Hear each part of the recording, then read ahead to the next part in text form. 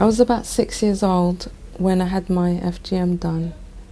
I remember that no one told me at the time what was going to happen to me. I remember that my mum had bought me a beautiful yellow dress. I also had some henna done on my hands and on my legs. My mum also bought me some beautiful jewelries. She also did my hair really nicely. I didn't know why everyone was making this big fuss over me and what was going to happen to me. Female genital mutilation, or what is commonly known as FGM, is the removal of the girl's external genitalia. There are 4 types of FGM.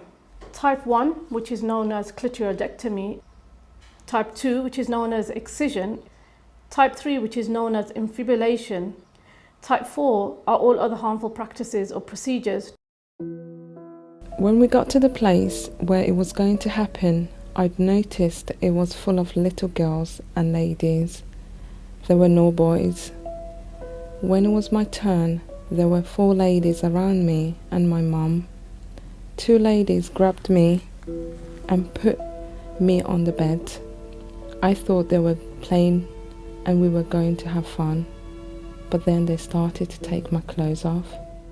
FGM is practiced in more than 28 countries in Africa and in some countries in Asia and the Middle East.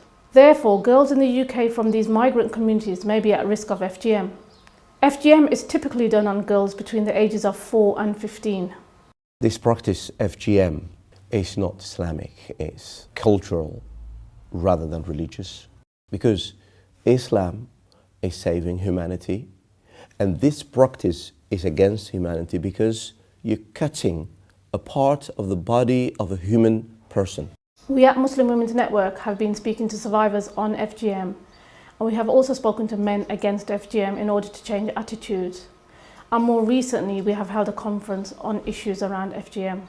FGM affects our community that we work in, but FGM is absolutely the school's business because it's a business of education. And one of the things that we're doing today at conference is educating our wider community. That open dialogue, that open discussion, that open challenge to this child abuse is fundamental to what a school should be doing to safeguard its children. I clearly remember the lady shouting at my mum and telling her, "You have to be strong. Why are you getting emotional? Hold her head, put her down. I don't understand. Why would you want to put a 6-year-old down?"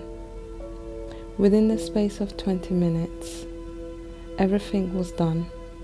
I had become a woman. How can a 6-year-old become a woman? Since then, I have rarely talked about it. You don't talk about these things.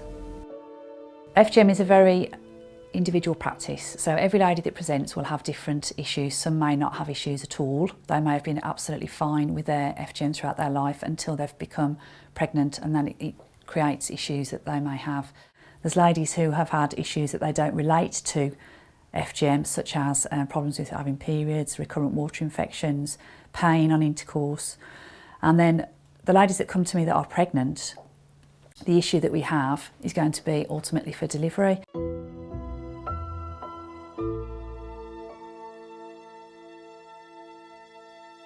The law's been strengthened to make sure that we have orders that can protect children and that can hold parents to account for the safeguarding of their children.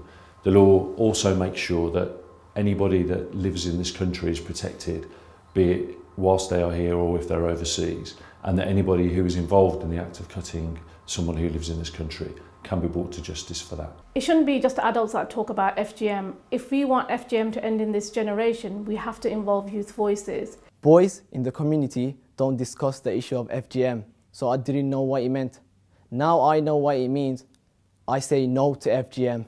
FGM is everyone's business. I am making it my business because it happened to my mum and my sisters. And had I been born a girl, and this is for all men to contemplate, had I been born a girl, I would have been standing here a survivor of FGM and all the horrors that goes with it. My grandma was a victim of FGM, so was my mom, and I am a victim. My mum's sorry now. I want to break that cycle, however long it takes me. I will never make my own daughters be a victim of FGM and allow them to go through this cruel act. You suffer the impact of FGM all your life.